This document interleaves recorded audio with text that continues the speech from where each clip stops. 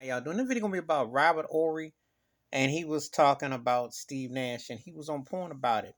As a Shaquille O'Neal fan, and of course I respected Kobe Bryant. They should have gotten more MVPs. I thought Kobe probably another one or two more. Shaq should have gotten four more. Okay, let's be real. He dominated. He was the most impactful player post Michael Jordan era. Let's keep it a whole 100. Okay, because you can say over the last 30 years, Jordan, Shaq, case for LeBron and Steph Curry, then you can make that strong case with them for what they've been able to do. But we go back to 04-05 when Shaq went to Miami, had the same record as Phoenix, and did better in the postseason. Got to Game 7. Shaq and D Wade got hurt in Game 7 on the home court, against Detroit. But another 20 and 10 year, and everything was there. So Ori says Shaq should have gotten that one, and then he said Kobe the next year. Kobe had a statistic great year, but his team didn't do much in the postseason. Nash had a decent year, but you could have made a case for his former teammate Dirk Nowitzki or Tim Duncan. You could have made a case. I'm gonna say this, and I don't care what nobody says. Steve Nash to me is what I consider in the really good to very good Hall of Fame, but not the great.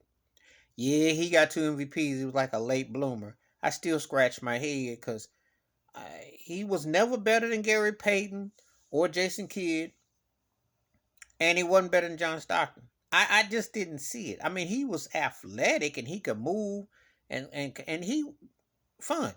But see, when Phoenix had their little run with Mike D'Antoni, some turkeys like Skip Bayless had the audacity to compare blasphemy to the Lakers Showtime. I'm like, stop this crap. Had a buddy call me up say, "What you think?" I'm like, I had to laugh. I'm like, you don't even quote Skip Bayless on that crap. They were fun to watch.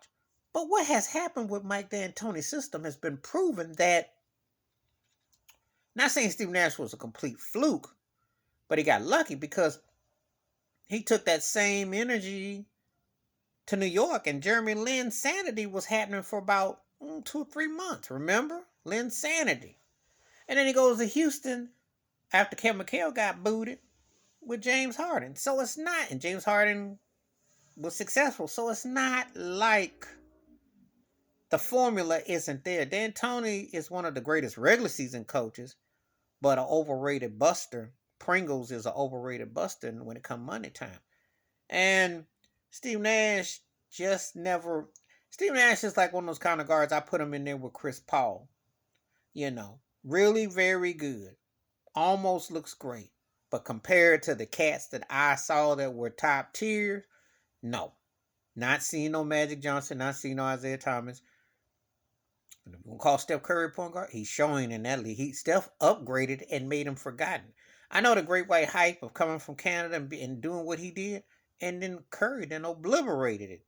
So I'm with Robert Ory about Steve Nash stole them two MVPs, and I always say that because Shaq got robbed. I agree with Shaq. I agree with how Shaq failed. He stole his MVP.